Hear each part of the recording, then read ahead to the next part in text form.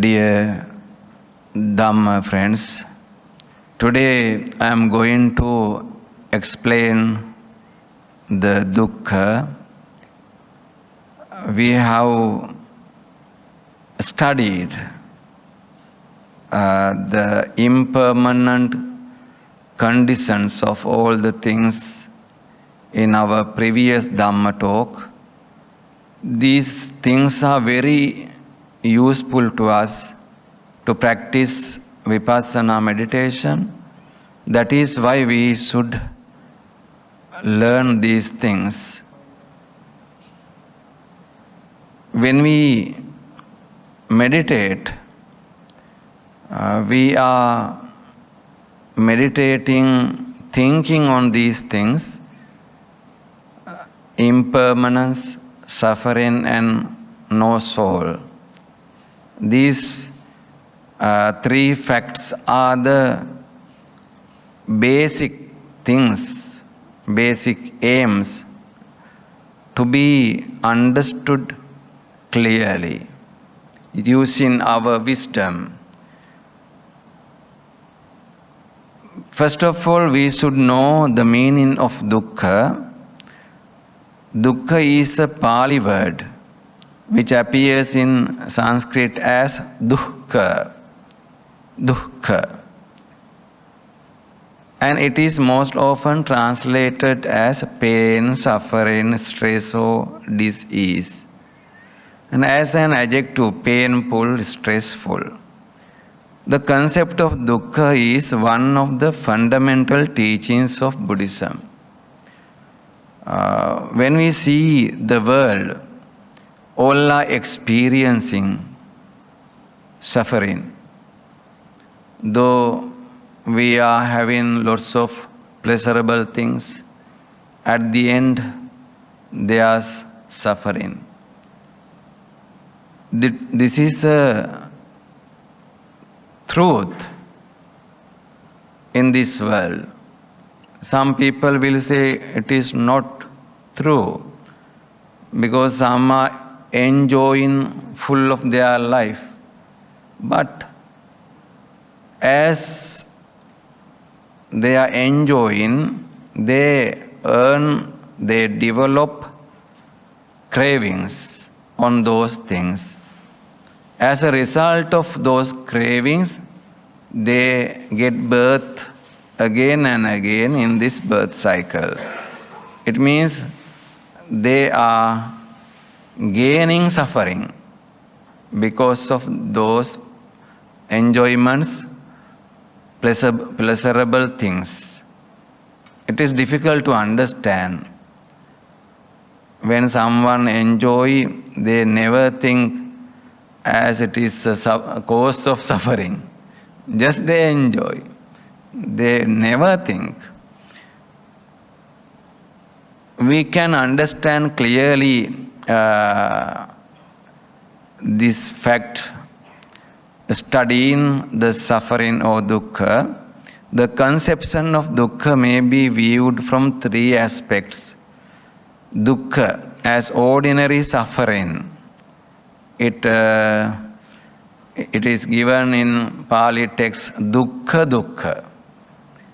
Ordinary suffering. I will explain these things in next slides. Dukkha as produced by change. The second one is Viparinama Dukkha. Viparinama Dukkha. Viparinama means changing. The third one is Dukkha as conditioned state. Sankhara Dukkha. Sankhara Dukkha, conditioned. We will see the meanings and explanations later.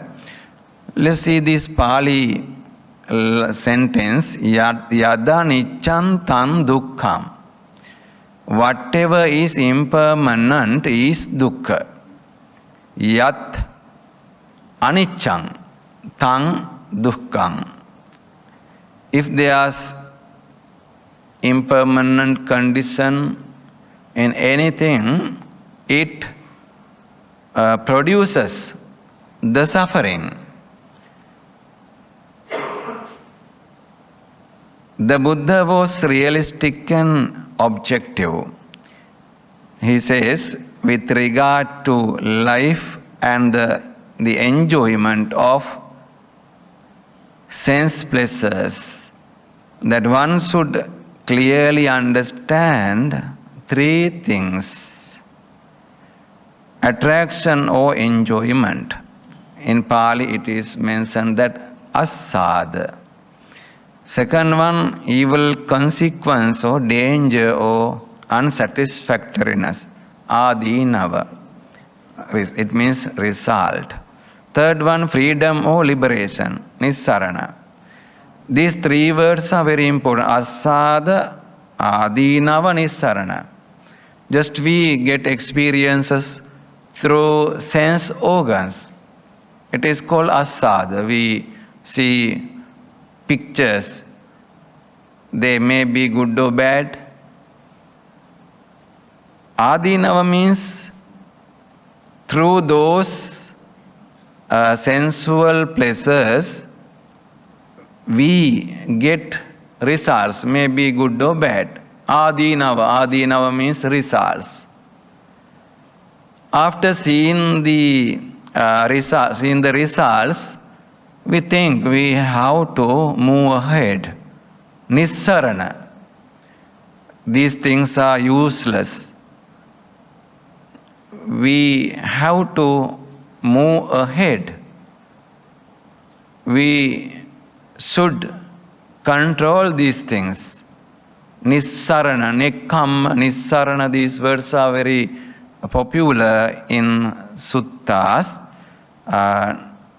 We think, as you have already decided, these things, conventional things, worldly things are useless. We have to move ahead, we have to meditate, and we have to reach to the final goal. In this manner, we think. It is called nissarana. Nissarana, freedom or liberation. The world is in continuous flux and is impermanent. The world is always changing, moving, arising and passing, arising, remaining and passing. As Buddha explained, Uppada, Titi, Bhanga. Uppada means arise, Titi means remain, Bhanga means destruction. It's destroying. In each and every objects or things or beings, we can see the same nature. Uppada, Titi, Bhanga. They are connected to this study. By realizing the law of dependent origination, the Buddha knew the cause of suffering. By realizing the same law, he also knew that if tanha is removed, suffering will end. Imasmin sati idang hoti. Imasmin asati idang nahoti. It is in Maha Nidana Sutta in Digha Nikaya. This is the theory of causality. If it is there, this one may be here. Think about seeds and plants. If there are seeds, they are producing plants. If we throw them in the muddy place or in a good or wet place, we can see the plants are growing. If there are not seeds, there may not be plants. In the same manner, we should think. If there are cravings, there may be rebirth. This is the theory of causality. Theory of causality. Dukkha arises because of thirst or craving. and it ceases because of wisdom. If we develop our wisdom, thinking on three characteristics, anicca, dukkha, anatta, as we have practiced, the cravings, seeds of cravings will be removed from our subconsciousness. And the seeds of karma, actions, may be removed from our subconsciousness. Then no more life process. That is why we work hard to destroy or remove those seeds from our subconsciousness. Buddha wanted his disciples to practice these things, meditating on three characteristics. I have taken a topic early in my Dhamma talk. In the beginning, I recited it. Let's recite it together. This is very important verse for this Dhamma talk. Sabbe sankhara anicchati yada paññāya passati ata nibbindati dukkhe esa maggo visuddhya. Esa maggo visuddhya. This is the path to the liberation. Visuddhi means liberation. Esa maggo means this is the path. Sabbe sankhara dukkhati. If you think all the mental formations and all the formations are producing suffering. Yada paññāya passati. You should see them using your wisdom. Paññā means wisdom. Paññāya passati. Atta, then, dukkhe nibbindati. The words are scattered in this verse. When we take the meaning, we have to think about the order of the words. So, atta dukkhe nibbindati. In third line, it is separated, scattered. Atta means then, dukkhe nibbindati. Disgust. Nibbindati means disgust. In suffering. Dukkhe, in suffering. Disgust in suffering. Sabbe sankhara anicchati. Earlier we have studied thinking about all the things as impermanent. One should have a disgusting, and he should see it through his wisdom. And that one also the cause for the liberation. It will support to reach to the liberation. Esa maggo visuddhya. There are three verses related to the three characteristics. First one is sabbe sankhara anicchati. In last discourse I have given it. In this discourse we see sabbe sankhara dukkhati. Dukkhati. On Sunday we will see sabbe sankhara anattati. Sankhara, sabbe dhamma. In some places, sabbe sankhara. Sometimes sabbe dhamma. Especially sabbe dhamma. Sabbe dhamma anattati. In this way, there are three verses recited by the Buddha. Why Buddha has taken sabbe dhamma? Sabbe dhamma means all the things, even the dhammas. In the word dhamma, everything is included. Even the craving on higher spiritual path, sotapatti, sakadagami, anagami. Don't take them as your own. That is why Buddha has used that Sabbe Dhamma. In the word Dhamma, all the phenomenon things, all the things animate and inanimate in this world are included. That word is more powerful than Sankhara. More powerful than Sankhara. Everything, even the Dhammas also, should not be taken as one's own. That idea is given.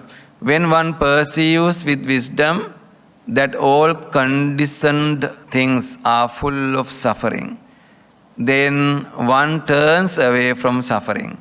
This is the path of purification. Esa maggo visuddhiya.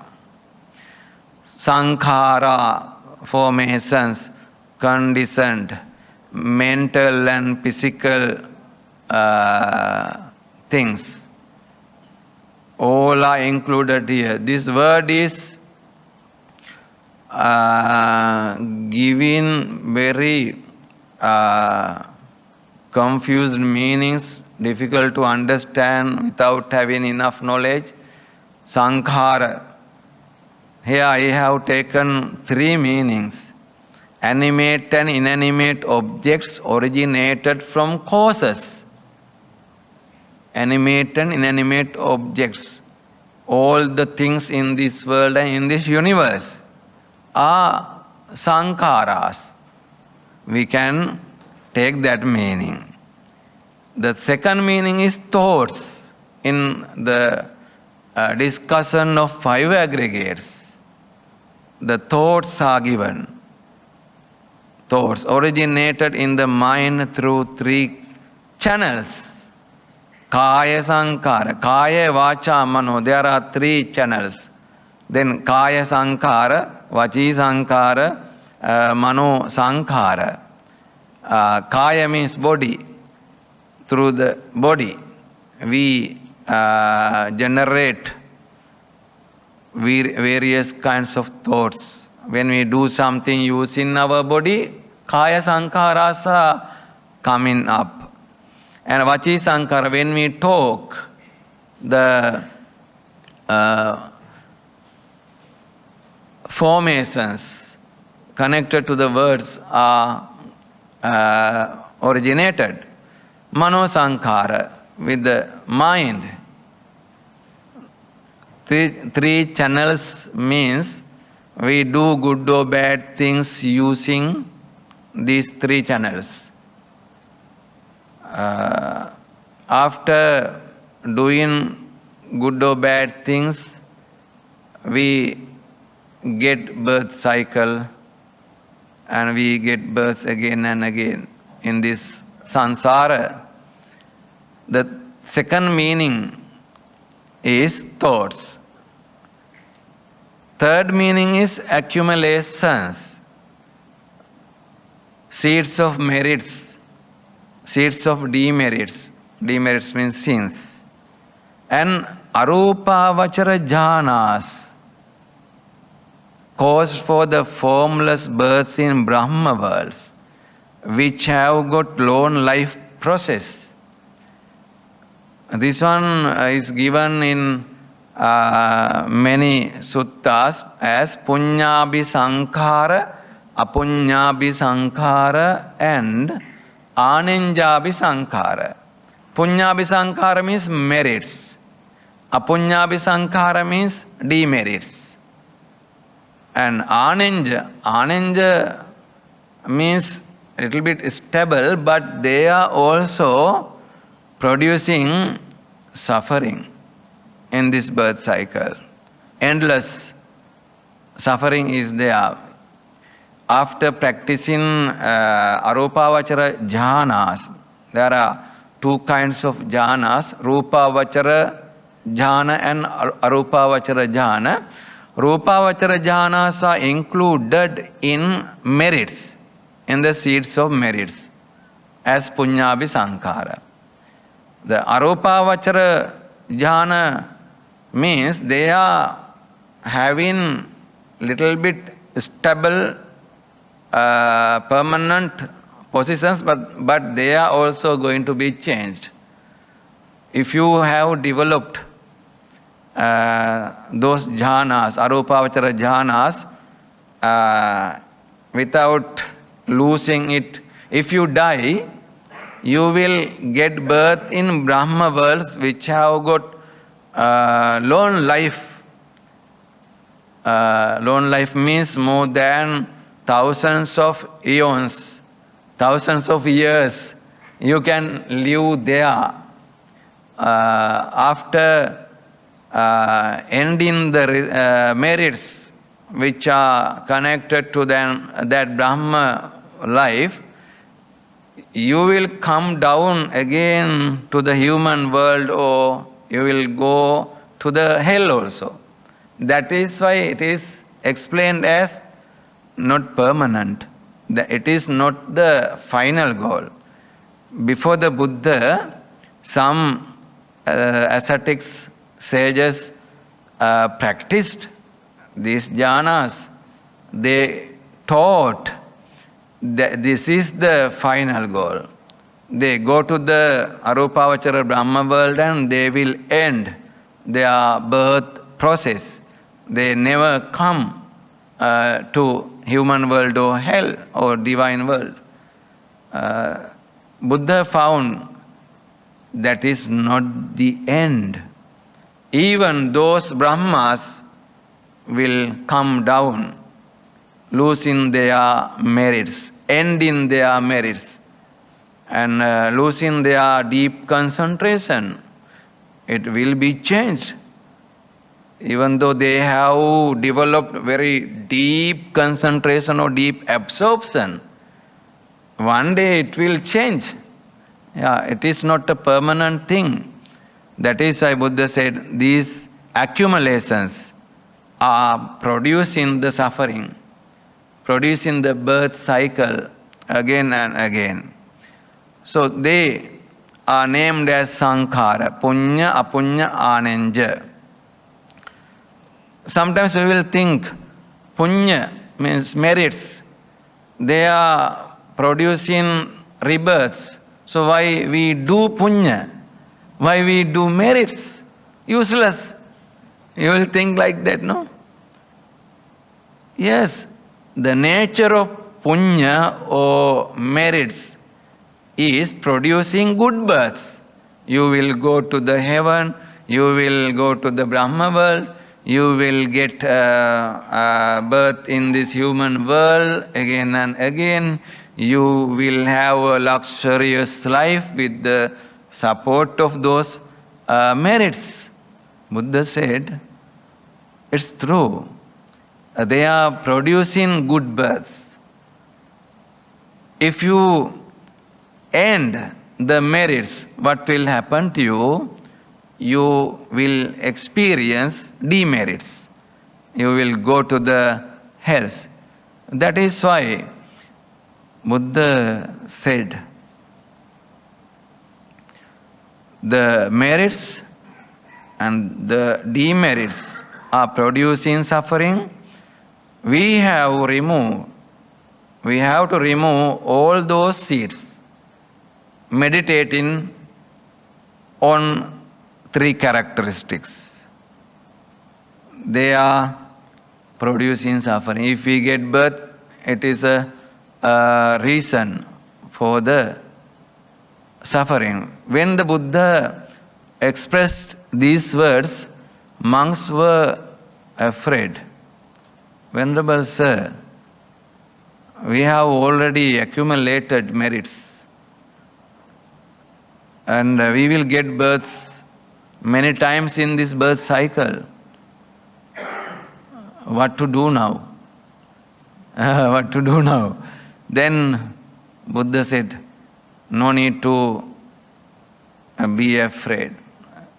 Buddha gave a Dhamma talk on Ma Punya Bhai. Don't be afraid of merits. Because the monks were there with afraid of merits. At that time, Buddha gave another Dhamma talk. let it be there, those merits, you can remove them. And the demerits also you can remove. Don't worry.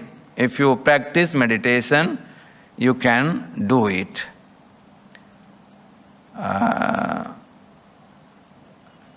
In Dhammapada also there's a verse. If one remove all these merits and demerits, he will be liberated. He will be liberated. There will not be rebirth. In that way, Buddha has given a verse.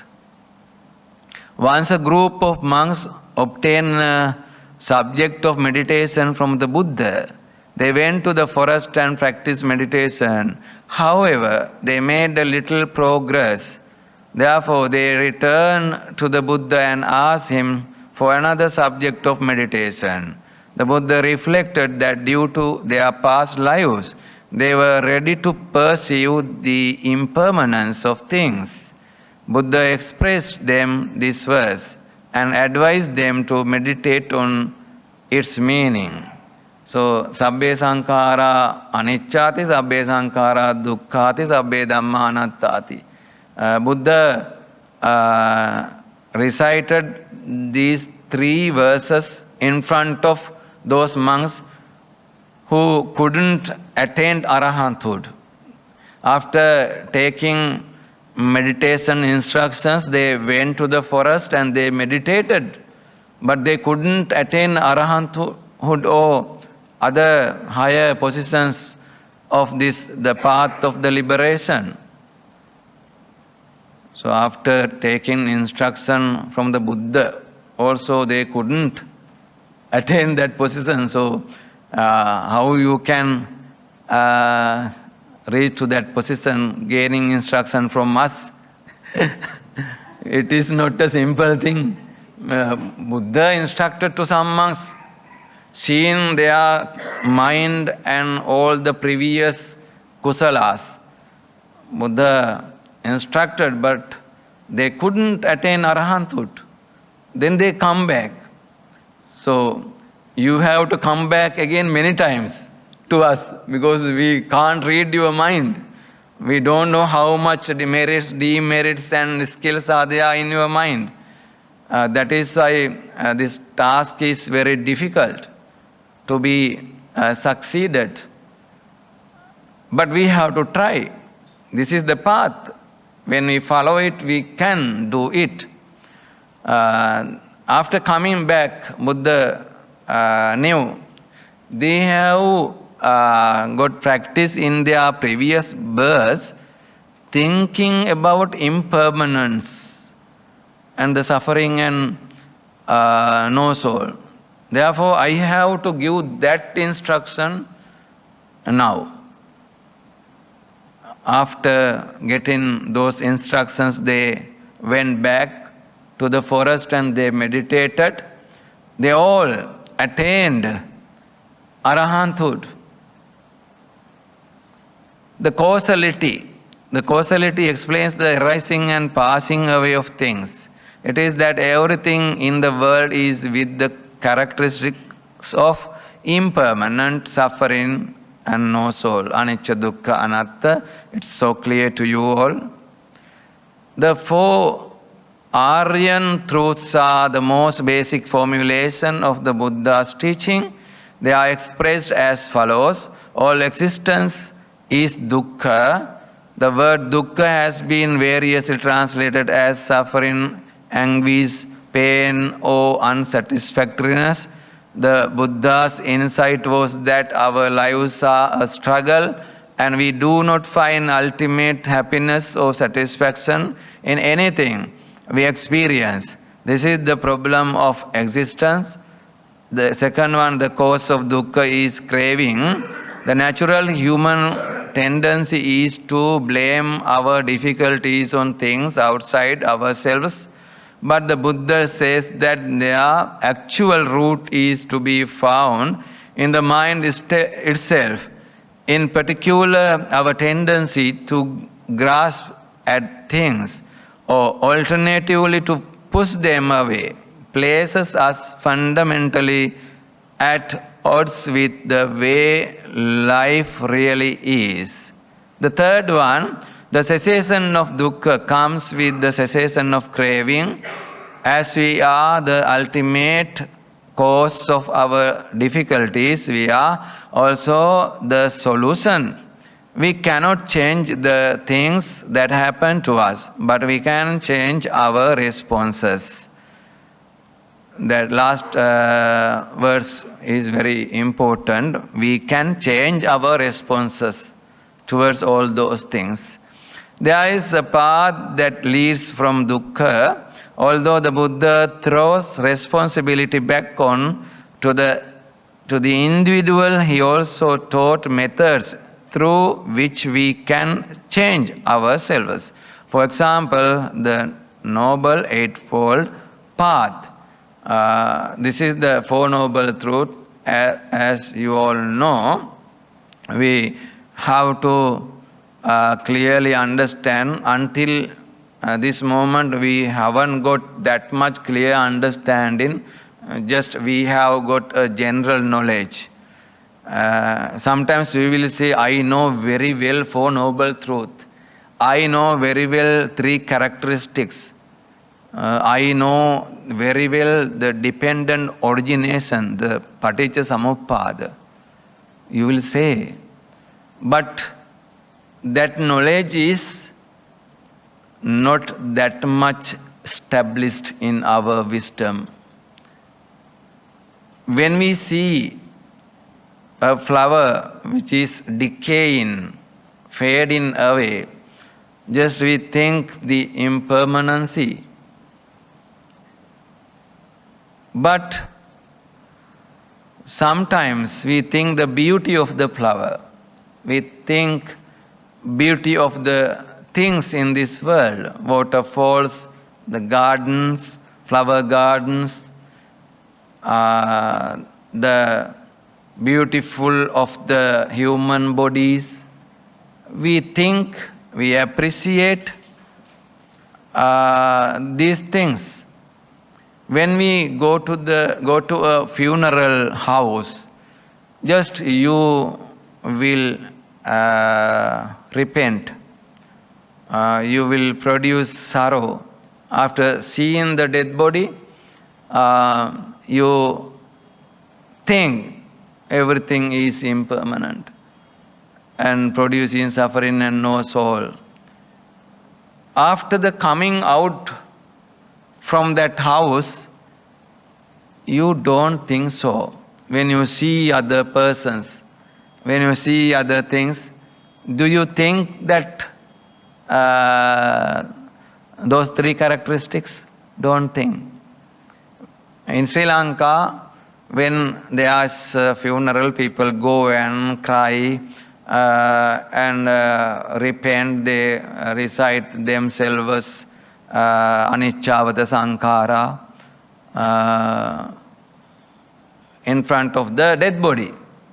Then they come out. Then the friends are meeting. Some cried inside, no? Then after coming out, they are laughing. And sometimes they are playing games outside of the funeral house. In Sri Lanka, they are playing cards, they are playing carom, and they are playing various kinds of things, and they are drinking, they are laughing, shouting, because they have to stay whole night without sleeping. Without sleeping. They should protect the body. If they sleep, the bad spirits will come there. That is why they are protecting the dead body. Here, no, that kind of thing, no? Okay. So, our people are afraid of those bad spirits. That is why they don't sleep. Many people are going back, but the people in the house, relatives and close friends, they don't leave. Night time one group, daytime another group. They are protecting the body, dead body. The thing is, when they see the dead body, they think about three characteristics. After a few minutes, they change their mind into pleasurable things. Amazing. It's amazing thing because just cry and enjoy. Two things are happening in the closed period. So they think about impermanent conditions temporarily for few minutes. Suffering, oh no soul. The thought is for only few minutes. That is why I am saying they don't have the perfect knowledge on three characteristics. They haven't developed that wisdom much. Thinking about you, think about you. You also maybe have the same thing, no? After practicing vipassana meditation, you went back to your home. After going to your home, you watch televisions, you sing songs, and you enjoy with your family members, and you enjoy with food and smell and those things. So it's happening like that, no? It means your vipassana thought or your wisdom was for a few hours or few minutes. It was not a permanent one. It was not a perfect wisdom. We have got a temporary thoughts on three characteristics. Now you will think about these facts. But when you see a bunch of beautiful flower, the vipassana thought will lose. Then you will see a very beautiful flower bunch. Oh, how much beautiful. This is the nature of the mind. That is why Buddha wanted us to get a perfect wisdom on these matters. Unsatisfactoriness. Early Buddhism never denied the satisfaction. Asada, that man can derive from worldly things. While not denying satisfaction, it emphasized the fact that this satisfaction is generally followed by evil or harmful consequences. As I explained earlier, adinava. There's one question.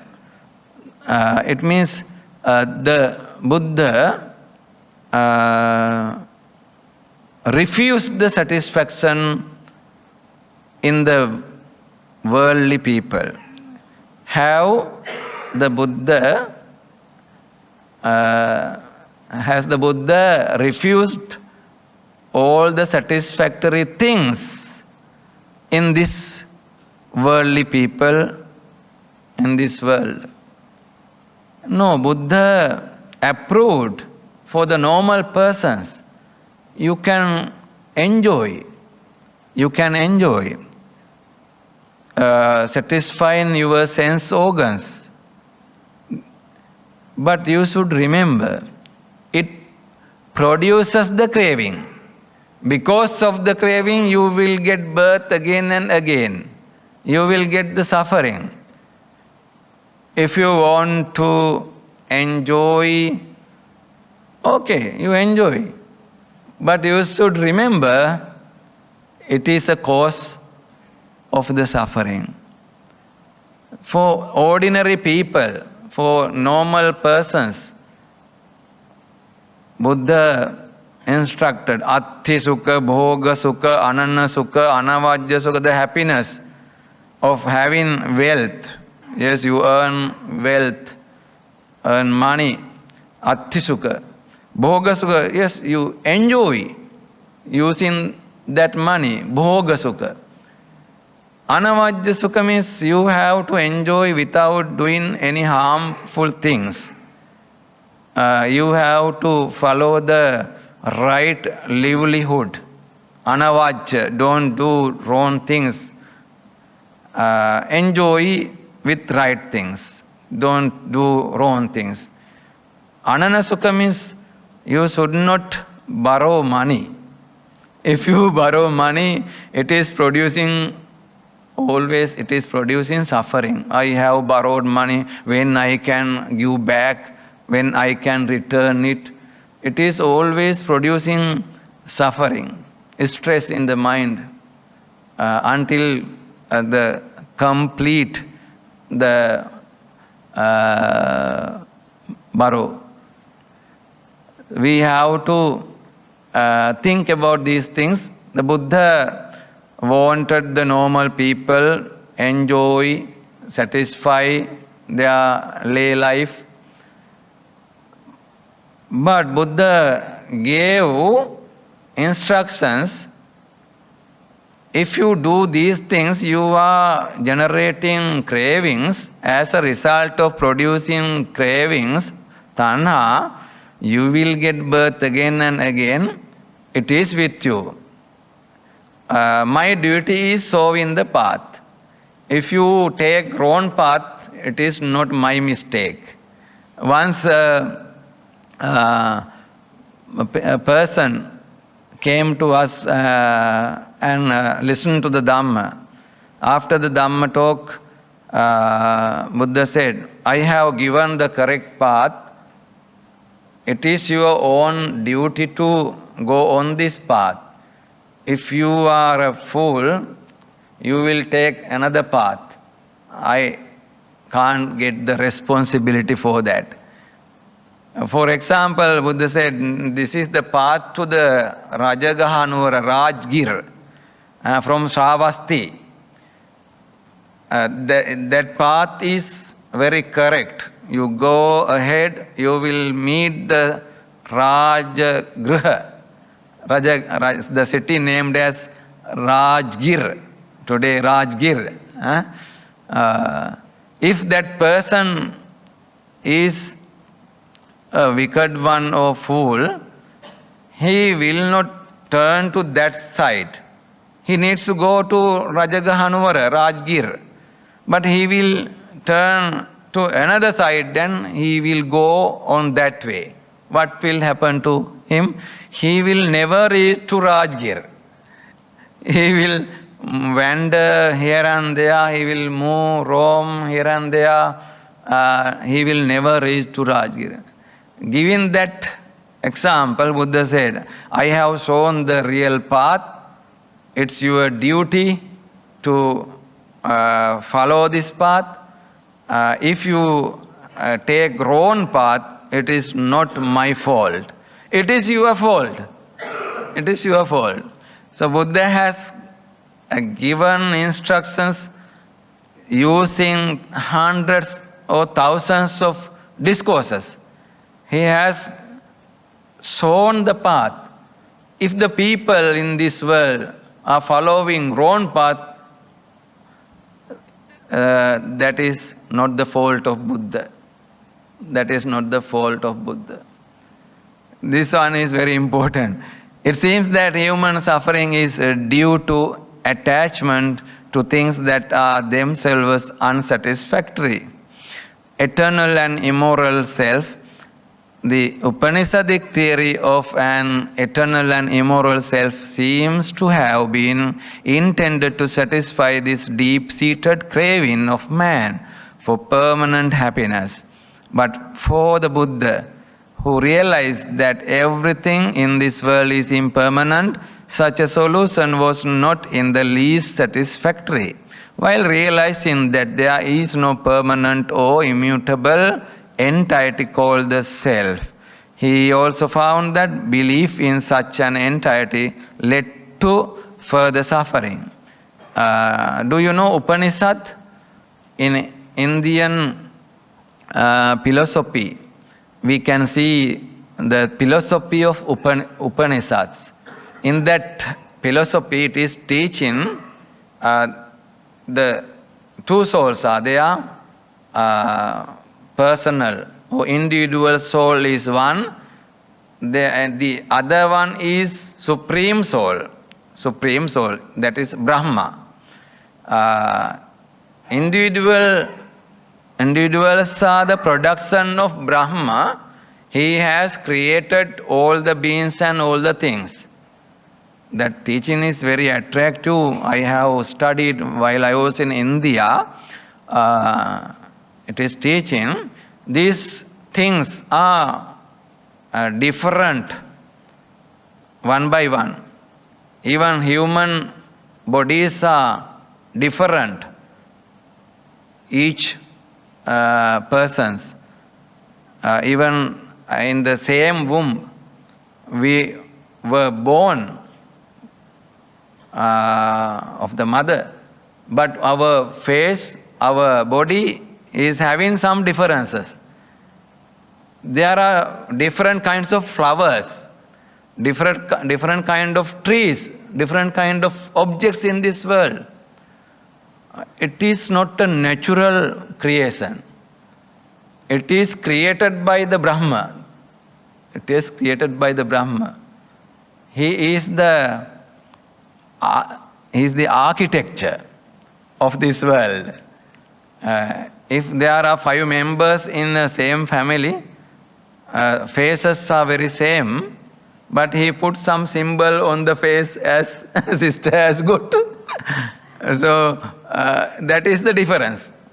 Maybe a mark backside, or on leg, he put a special mark to recognize as a separate person.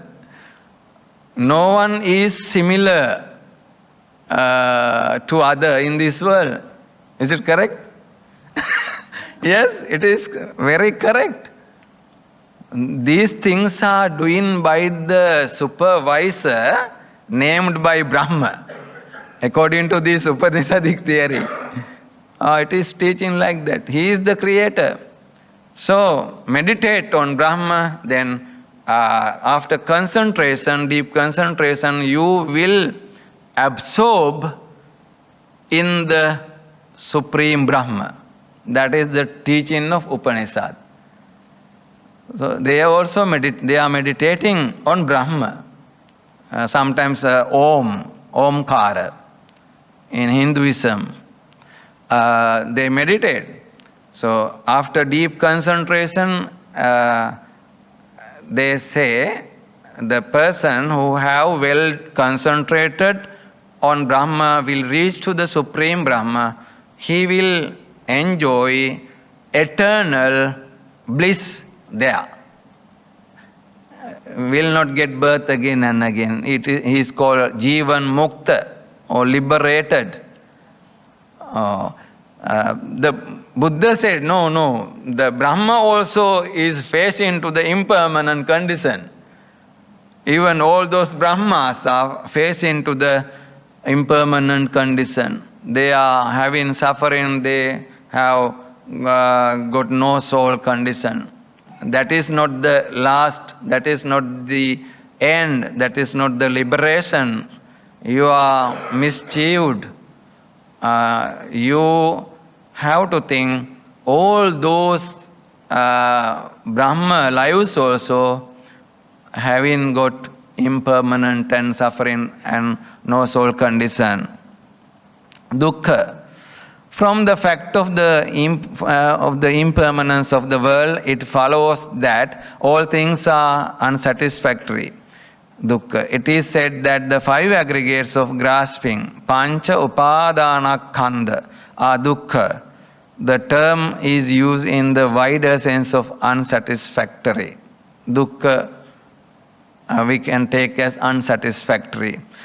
In brief, all the 5 aggregates are producing suffering. Sankittena panchupadana khanda dukkha. That is the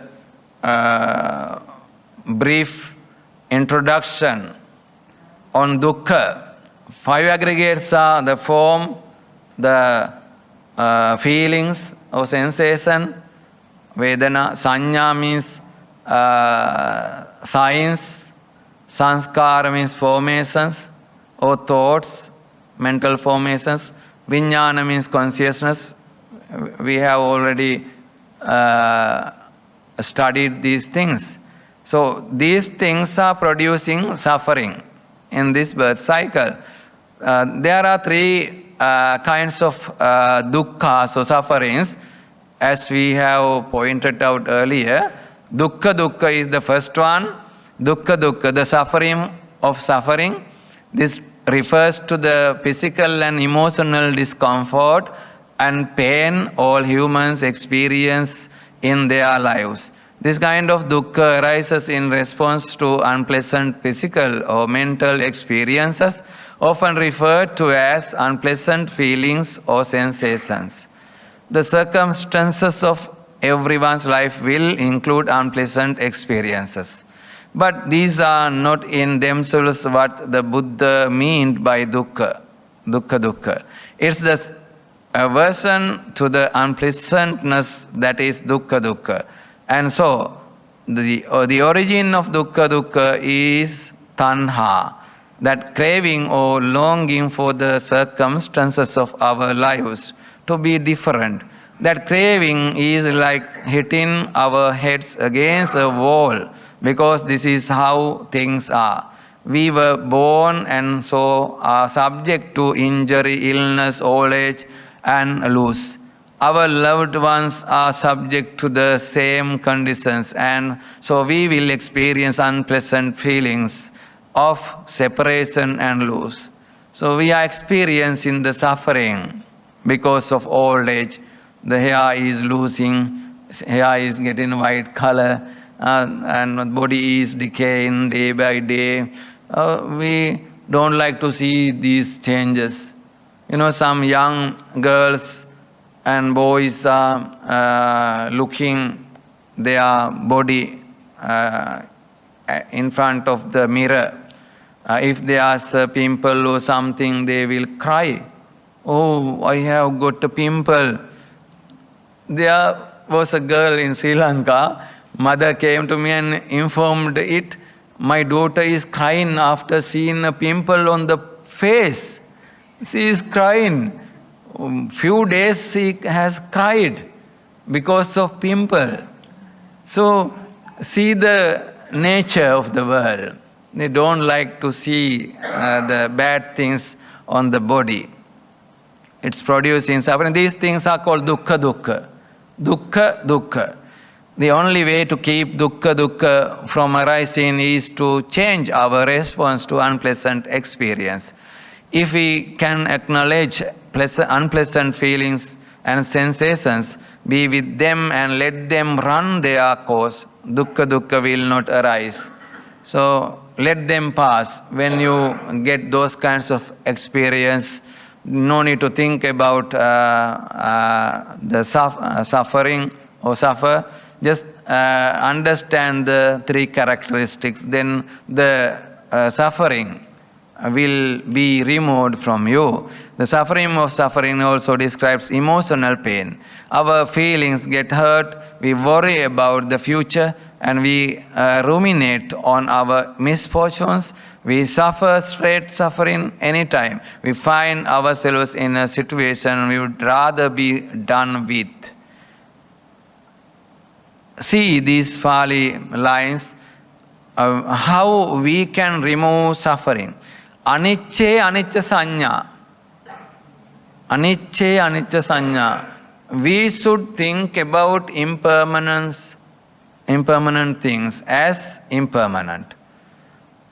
All these bodies are facing to impermanent, so we have to think they are facing to impermanent. All the things in this world are facing to impermanent condition. Then we have to recognize it clearly. They are impermanent. Then the craving will lose. Dukkhe dukkha sanya. And we have to recognize the things as full of suffering. They are producing suffering. This life is producing suffering. If we know it, there will not be a craving on that. So the suffering will be removed thinking on dukkhe dukkha sanya.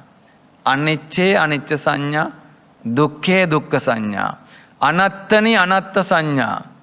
We have to think about the persons or things as not mine. These things are not mine. If I have got that idea, that view, there will not be suffering. Your house, your vehicle, your family members, your wealth and all those things which are connected to you are not belong to you. Then you will ask, who are the person belong to these things? If I say they are not belong to you, you will ask, Bhante, who are the person belong to these things? No one. All these are produced because of the four elements and the connection of the elements. They are facing two impermanent suffering and no soul conditions. That is why I don't take them as my own. Even my family members, I don't take as my own. Do you take them as your own? After getting the clear understand, you will not think as your own. Your husband, your wife, can you take them as they are not your own? Difficult, but in the deep sense, with the knowledge of Vipassana, we have to think in that manner. No mine. I have to leave them one day. They will die before me. I will concentrate my mind. I participated in a funeral festival event in Sri Lanka. The wife is there, the husband passed away. The wife was well concentrated at the funeral rituals. After the funeral ritual, I asked, you didn't cry? Your husband passed away. Why you didn't cry? Was there any enmity or any anger related to your husband? No. Venerable Sir, I have understood the reality. I have treated him well while he was living. I gave medicines. I treated well. Now I no need to cry. I have done my duty well. And I am thinking the impermanent condition and suffering and no soul condition now. I am practicing Vipassana even in this very difficult moment. I am practicing Vipassana. If you can do the same thing, it's great. Don't cry after passing away your husband or wife or your family members. You say, oh, Bhante, it is difficult, I have to cry. Or else other people will think this one is not having love or something towards them. Other people will think because he is not crying, he is laughing. No need to laugh. Just remain in the middle position. No happiness, no sorrow. Observe the middle position, equanimity position. Okay. Then anicca anicca sanya, dukkha dukkha sanya, anattani anatta sanya. The Vidyabhagiya Dhamma Sutta elaborates on how the perception of impermanence, anicca sanya, should be done. That is, in this sequence, contemplating the impermanence in all formations, anicca sanya. Perceiving suffering in impermanence, anicca dukkha sanya. Perceiving not self in suffering, dukkha anatta sanya. Perceiving the abandoning of defilement, pahana sanya. Abandon means pahana. Pahana means abandon. Perceiving the fading away of lust, viraga sanya. Viraga, no any lust on these things. Perceiving the cessation of suffering, nirodha sanya.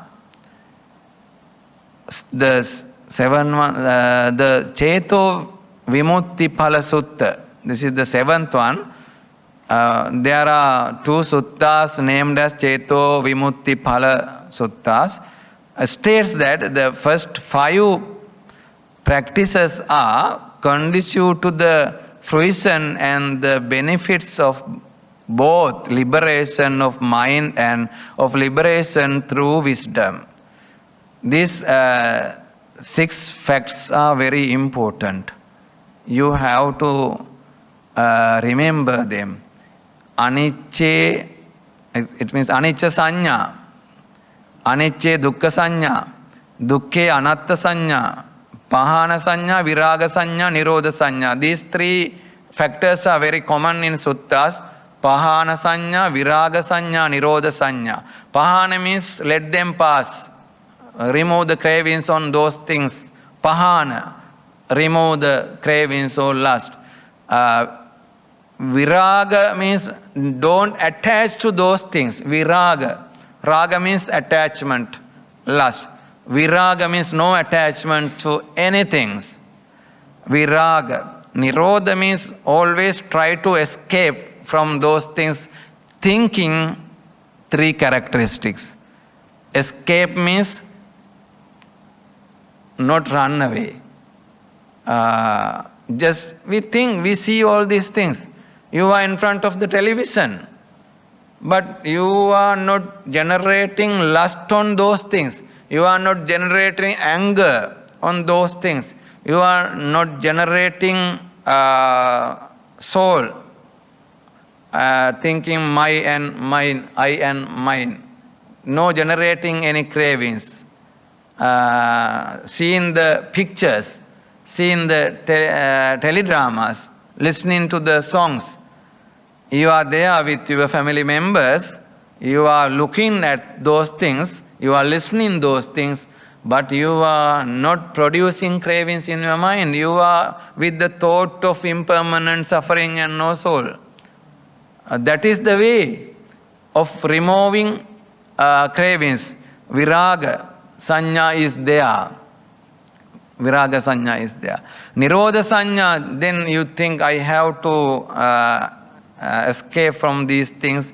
I have to remove these cravings. Nirodha, that is the path to the cessation or liberation. You think in that manner. Sankhara dukkha. Sankhara dukkha, the suffering of existence. Sankhara refers to the intentional formation of thoughts, as we discussed earlier, often translated as mental formations. All the meanings should remember, because it is very important to memorize. While we are meditating, the clear understanding should be there about the sankhara. This word is very useful. Sankhara. That is why I am highlighting it and explaining much. Sankhara dukkha has its origin in tanha, craving, because that mental activity reflects a craving for things to be how we want them to be.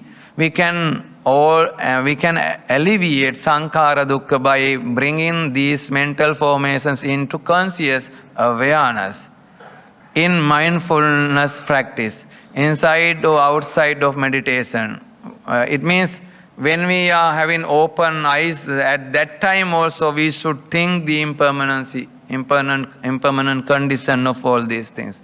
And when we are in closed eyes, at that time also we have to think. If you have developed the wisdom on these 3 characteristics, though you are having closed eyes, though you are having opened eyes, in both times you are practicing vipassana.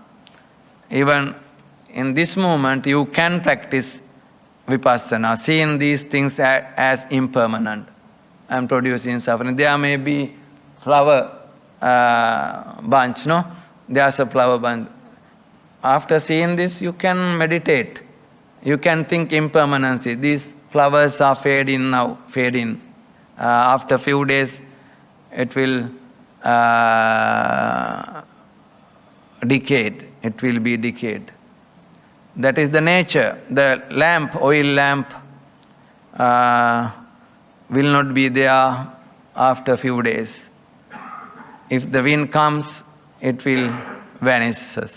It will vanish. In that manner, at present also we can see the three characteristics. Then, as we get more skilled at maintaining mindfulness, we are better able to shift our focus from the pleasantness or unpleasantness of our experience to its impermanent nature. This insight into impermanence enables us see that trying to control our experience to make it only pleasant just increases the presence of suffering in our lives. This can be the first step in letting go of craving or longing for our life to be other than it is in the present moment. We can also alleviate such suffering by cultivating more skillful mental states such as four sublime states: loving kindness, compassion, sympathetic joy, and equanimity. When we cultivate these qualities, at that time also those cravings are removing from our mind, because no chance to develop those cravings in our mind while we are meditating on these things. Four sublime stated Brahma Viharas. When we practice meditation, there is no chance to grow the cravings. That is why we are trying to meditate in every moment, every second. Yes. Viparinama Dukkha is the third one. I will stop teaching this. Now we have passed 1 hour and another 15 minutes. It will get late. No? Viparinama Dukkha is the last one. The suffering of change. Whereas dukkha arises in response to unpleasant experiences, Viparinama Dukkha arises in response to pleasant ones. It is tied to impermanence or change. Viparinama means changing. Viparinama means changing. As with the other two kinds of dukkha, dukkha and sankhara dukkha, the origin of Viparinama Dukkha is craving. When we are enjoying a pleasant experience, we crave for it to continue. The suffering of change, Viparinama Dukkha, arises from our inability to accept the truth of impermanence, or rather from our tendency to forget it. If the suffering of suffering describes an experience we wish were over, the suffering of change can be seen as its opposite. We suffer even when experiencing pleasure. This sentence is very important to you all. We suffer even when experiencing pleasure. So how it comes? When we are enjoying, we get suffering. I mentioned earlier, we develop cravings while we are enjoying. Cravings, attachments are there. As a result of developing craving, we will get suffering again and again in this birth cycle. That is the philosophy given by the Buddha. Then some people think this Buddhism is teaching only suffering, no use of learning. Actually, there are some people, they don't like to listen to the teaching of the Buddha, because it is teaching impermanence and suffering and no soul conditions. So why we learn these things? We have to earn money, we have to enjoy, we should enjoy well in this life, no chance again. Optimism. Yeah, it's teaching optimistic philosophical facts. So actually it is not such kind of thing. That is why I explained earlier, there is teaching for the pleasurable things. Enjoy your life as husbands and wives. You can enjoy, no problem. But you have to think it produces suffering. That's my teaching. That's my teaching. You have to understand it. If you like, go on your way, no problem. I don't disturb you. In that manner, Buddha expressed all these ideas. So, we suffer even when experiencing pleasure because deep down we know it will eventually come to an end.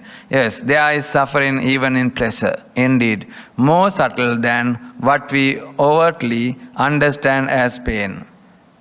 Sansaric pain. It is cause for the sansaric pain, suffering. So it's enough, no? So I have more slides. I don't want to give more explanations. These things are very important. Remember them. Now you have studied impermanent, anicca, then dukkha, suffering. We will learn anatta on Sunday. Don't miss it. Please come and join. Then it's enough for you for this birth cycle. No need to learn more. It's enough. Yes. If you have got a clear understanding, it's enough. Just you follow the path. This is endless learning and learning, endless. But we have to get the clear knowledge on this. That is why we listen again and again. We read the suttas. We practice these things. When we practice, we should know the way clearly. That is why we are learning again and again. Sometimes these teachings may forget after a few months. When I come next year, if I ask questions regarding these matters, can you answer? Sometimes you will forget. Because of the time being, we forget those things. That is the nature of our mind. However, I think the knowledge is stored in your subconsciousness. Then it will help one day. You will attain final goal at once, hearing one line of this stanza. Yeah, you will reach to the final goal as the persons attain arahanthood in the period of Buddha. They didn't learn much. You know, Sunita, Sopaka, Rajumala, Tisa Gotami, Patachara, there are many characters, no? They didn't learn these things. After hearing few lines of the verses, they attained arahanthood. How? They have practiced the wisdom in their previous births. That is the reason. So you are practicing now. As a result of this practice, you will attain final goal within few seconds. Okay, say sadhu 3 times. Okay, now it's time to ask questions. My question is a very common question, Bhante. I think everybody will ask you this sometime in their lives or in your life. We all get old, right? And we all go through pain, physical pain. And sometimes it's quite unbearable. How would you give an explanation or give an answer to somebody who is in actual physical pain? And sometimes even to the extent of they they say they want to end their lives because it's so painful. I just wish I can just die, stop all this pain that I'm going through. What would you advise them to do? Yeah, brother, as you mentioned, we are all having pains, leg pains, back pains, and headache, various kinds of pains because of the old age. They are increasing more and more day by day. When we experience these things, actually we have to think even the Buddha also experienced these kinds of pains. I am a very normal person, a general person. So those pains will come to me. Diseases will come to me. Even Buddha experienced some diseases such as diarrhea and back pain and headache, those things. These are originated because of the previous karmas Buddha explained. This body is the result of previous karmas. The pains are coming up, increasing. At that time, just we think impermanent. This pain is not having continuously. One day it will vanish. Yeah, I will take medicine, I will take practices. If we practice meditation, the pains will lose. We can control.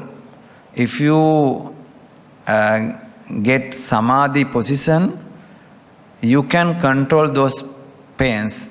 You know, Mahakashyapa Thera, Girimananda Thera, they experienced much pain.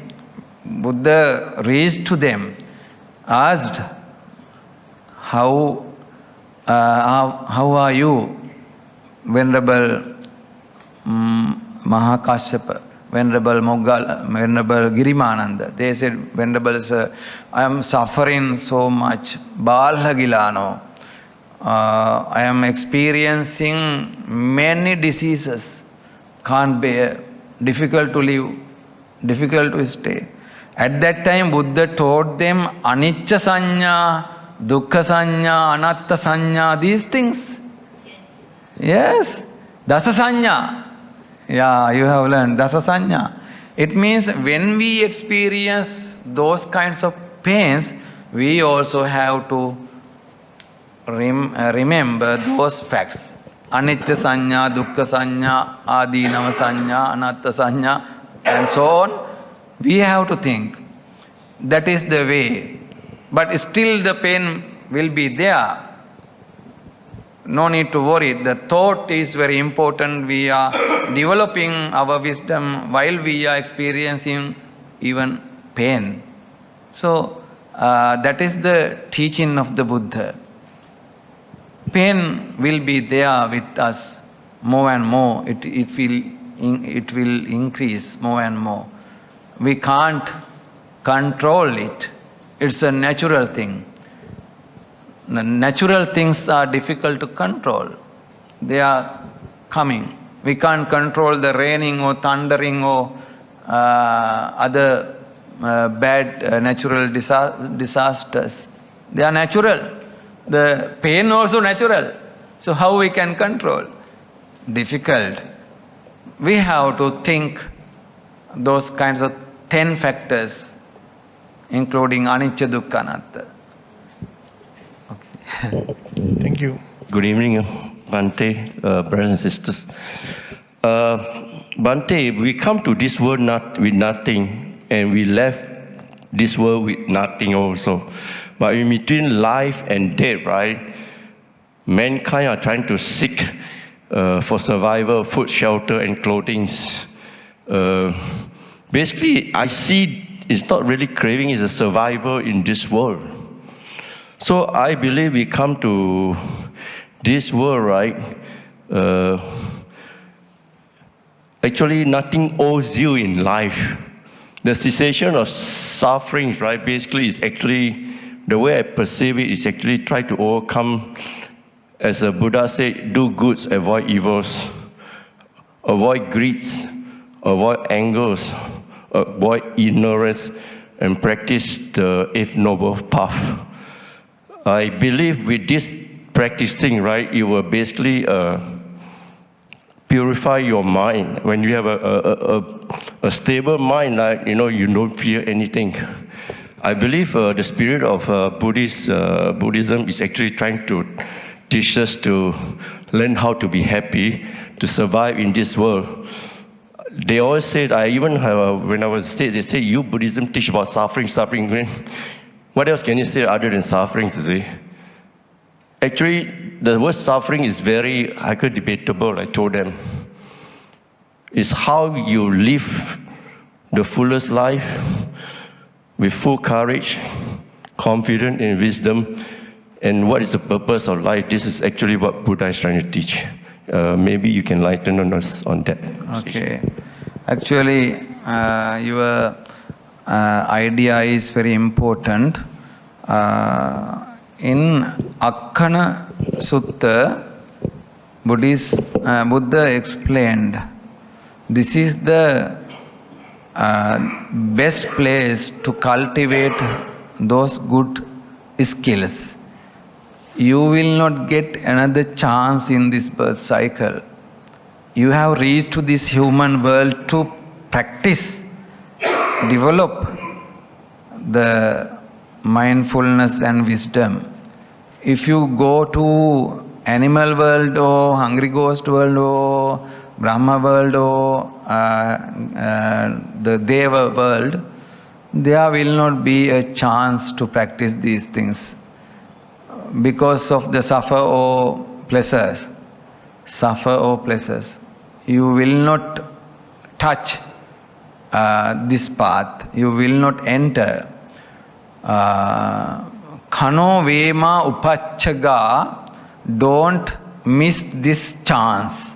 Buddha said, don't miss this chance. Actually, we have to enlighten all the human beings in this world.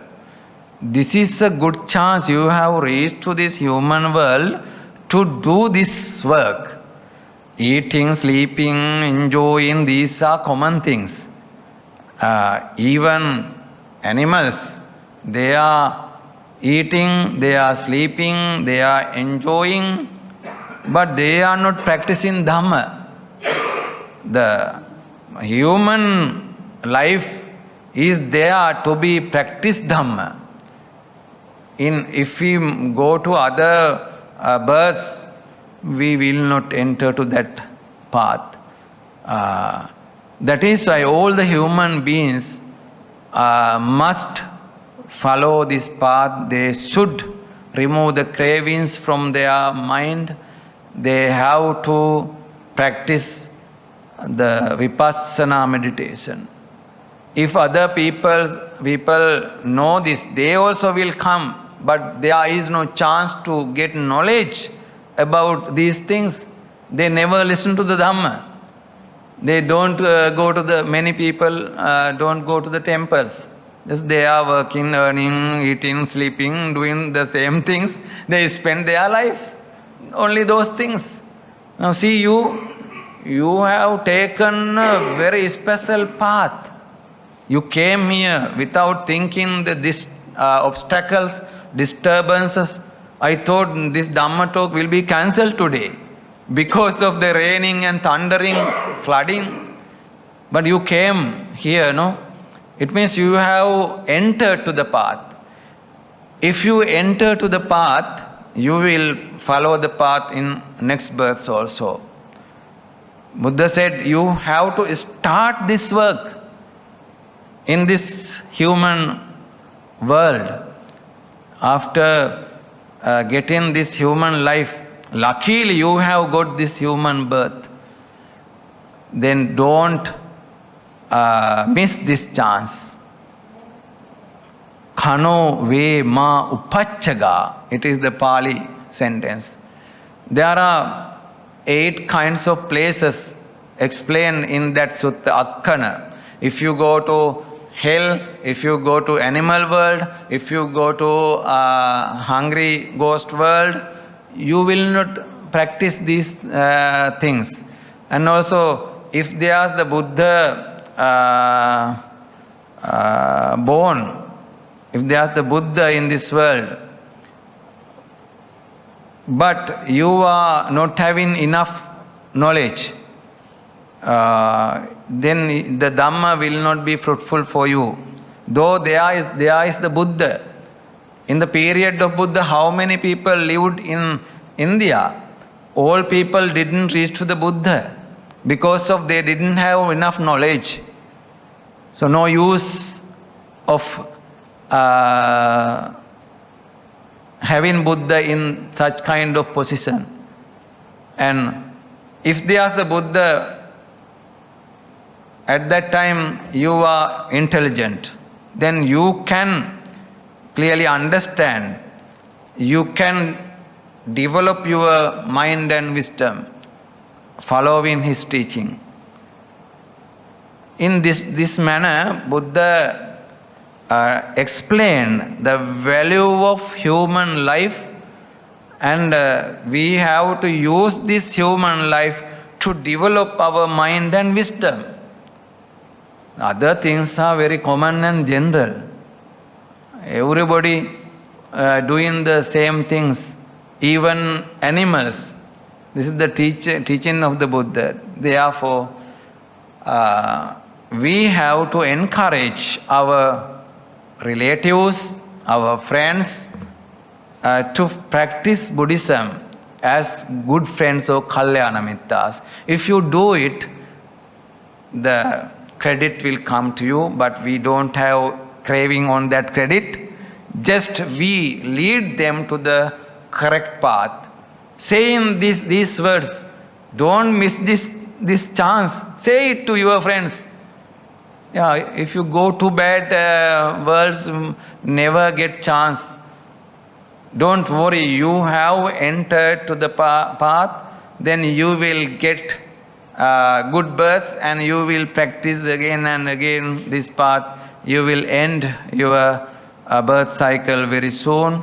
We will destroy all the cravings very soon. You will attain final goal very soon.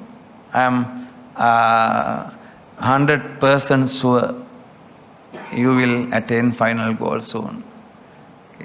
Okay.